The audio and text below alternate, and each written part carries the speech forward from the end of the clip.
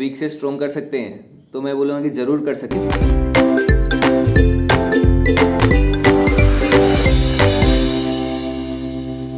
Hello everyone, आज मैं strategies के ऊपर वीडियो बनाने वाला हूँ। एंड फर्स्ट मैं स्टार्ट करना चाहूँगा इंग्लिश से। बाकी की स्ट्रेटजीज जैसे कि क्वांट्स, रीजनिंग में धीरे धीरे लाता रहूँगा। आज मैं इंग्लिश के साथ शुरू करना चाहता हूँ।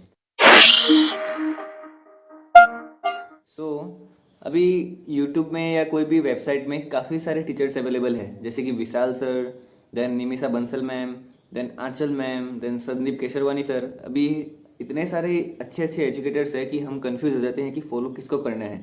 एंड मैं आज ये भी बताने वाला हूँ कि आप फॉलो करो तो किसको, एंड क्या फॉलो करना उनको ज़रूरी है। अगर उनको फॉलो ना करें तो क्या हम इंग्लिश में अच्छा स्कोर कर सकते हैं। आइए देखते हैं। इंग्लिश को मैंने फर्दर 3 सेक्शंस में डिवाइड किया है, that is reading, grammar and descriptive. Grammar and descriptive के बारे में मैं बाद में डिस्कस करूंगा कि हमें ग्रामर करने की ज़रूरत है या नहीं भी करने से चल जाएगा। पहले मैं बात करना चाहूँगा रीडिंग के लिए, क्योंकि reading is the most important section in the English paper. तो हमें रीडिंग के लिए जितना तक मेरा मानना है कि हमें कोई भी टीचर की ज़रूरत नहीं है। पहले तो हमें ये डिटरमाइन करना पड़ेगा कि हम उसमें वीक हैं, रीडिंग में वीक हैं, एवरेज हैं या स्ट्रॉन्ग है। वो डिटरमाइन करने का मैंने एक तरीका निकाला है। आप कल ही उसको अप्लाई करिए या आज ही, जितना जल्दी हो सके उतना अच्छा। आप द हिंदू का न्यूज़पेपर पढ़ने की कोशिश कीजिए। कोई भी एक पैराग्राफ उठाइए।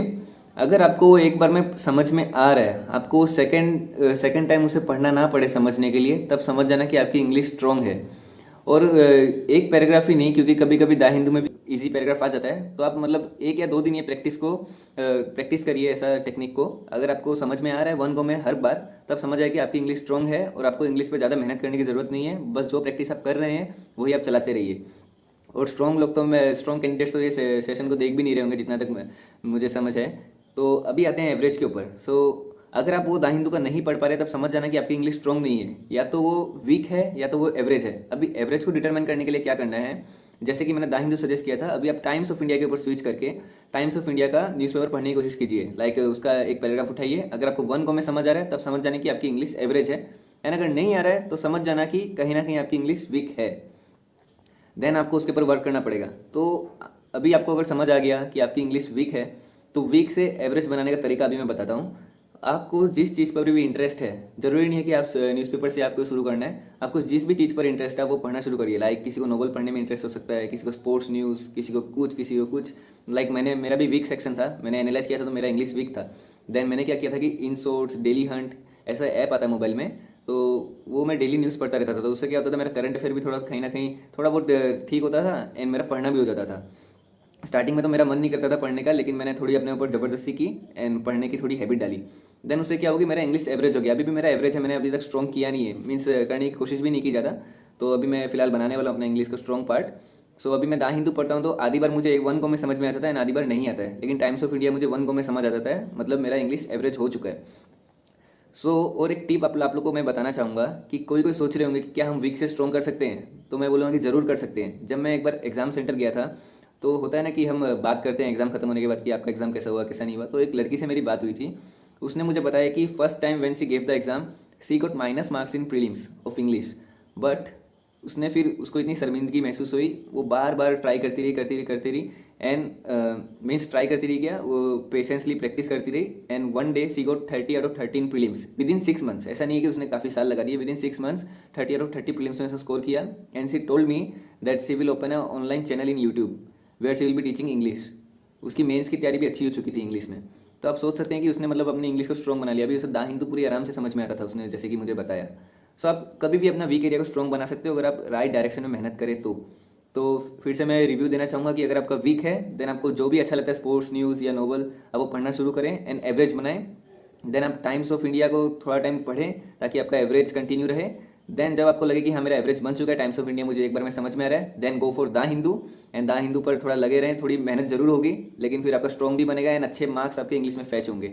अभी काफ़ी लोगों के मन में ये डाउट होगा कि क्या अगर हम वीक हैं तो हम एग्ज़ाम निकाल सकते हैं, या हम एवरेज हैं तब हम एग्ज़ाम निकाल सकते हैं क्या। तो मैं बताना चाहूँगा, अगर आप वीक हैं तब आपका प्रीलिम्स तो निकल जाएगा लेकिन मेंस नहीं निकलेगा। एंड अगर आप एवरेज हैं तब आपका दोनों निकल जाएंगे, प्रीलिम्स एंड मेंस। लेकिन आपको दिक्कत आएगी आपके मार्क्स में, आपका स्कोर ज़्यादा हाई नहीं जाएगा, मीन्स कट ऑफ के नियर अबाउट जाएगा। इजी पेपर हो तो मैं बोलता हूँ कि आपका फुल मार्क्स के आसपास भी जा सकता है, लेकिन जैसे कि पीओज में जैसे इंग्लिश आती है काफ़ी टफ, तब आपका फुल मार्क्स आप मीन्स आपका कट ऑफ के आसपास रह जाता है आपका स्कोर, अगर आपका एवरेज है तो। मैंने ये रियलाइज़ किया है, जैसे कि मेरा भी वीक था तो मैंने एवरेज बना लिया था। मेरा इंग्लिश में आज तक कभी जैसे प्रीलिम्स में रुका नहीं है। देन मैंने एवरेज बनाने के बाद मेरा स्कोर इजी पेपर में तो काफ़ी हाई जाता था, लेकिन जैसे कि टफ पेपर में कट ऑफ के आसपास रहता था। बट मेरा मैनेज कैसे हो जाता था कि मेरा मैथ्स एंड रीजनिंग काफ़ी स्ट्रॉन्ग है, सो उसमें मुझे अच्छे मार्क्स मिल जाते थे, तो मुझे इतनी टेंशन नहीं होती थी इंग्लिश में। लेकिन ऐसे काफ़ी कैंडिडेट्स होंगे जिसका मैथ्स एंड रीजनिंग इतना स्ट्रॉन्ग नहीं होगा, तो उन्हें काफ़ी दिक्कत फेस करनी पड़ेगी। एंड मैं उस कैंडिडेट्स के लिए भी ये आज सजेशन दूंगा जिसका स्ट्रॉन्ग है मैथ्स एंड रीजनिंग, कि आप इंग्लिश में भी अलग से कुछ ज़्यादा एफर्ट डालें। क्योंकि अगर इंग्लिश में आप अपना स्ट्रॉन्ग एरिया बना लेते हैं इंग्लिश को, तो आप जितना स्कोर कर सकते हैं आप सोच भी नहीं सकते आप कितना स्कोर कर सकते हैं। जैसे कि क्या होता है मैं बताता हूँ।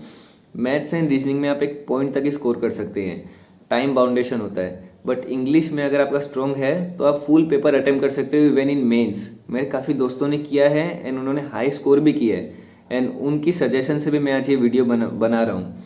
सो आप सोच सकते हैं कि आप कितना ज़्यादा स्कोर कर सकते हैं इंग्लिश में, आपको एक कटिंग एज मिलेगी एंड आप इजीली कोई भी मेंस में हाई स्कोर अपना बना लोगे ओवरऑल, फिर आपको इंटरव्यू में दिक्कत ही नहीं आएगी।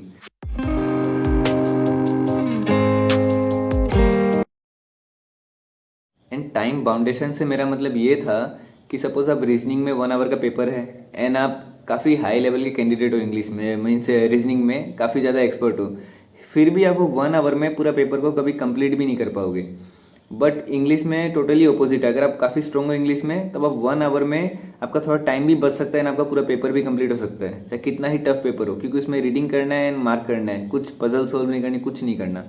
सो आप समझ सकते हैं। And now we are done with the reading portion and I will be talking about grammar portion now. So let's start. So grammar portion के लिए जहाँ तक कि मेरा मानना है आपको एक ट्यूटर की ज़रूरत है। अभी वो कौन से टीचर होंगे वो मैं बताऊंगा कि वो आपकी चॉइस है। जैसे कि मैंने काफ़ी टीचर देखे, जैसे विशाल सर को देखा, संदीप केसरवानी सर को देखा, आंचल मैम को देखा, निमिषा मैम को देखा, और भी काफ़ी इंग्लिश के टीचर्स को देखा। बट मुझे जो मेरा पर्सनल फेवरेट था वो थी निमिषा मैम। निमिषा मैम का पढ़ाने का स्टाइल मुझे काफ़ी ज़्यादा पसंद आता था। वो वेरी करता है पर्सन टू पर्सन, अभी आपको और कोई पसंद हो सकता है, ये वॉइस से भी रिलेटेड होता है। मुझे उनकी वॉइस मेरे कानों में सूट करती थी, तो मुझे उनका पढ़ाया हुआ समझ में आता था।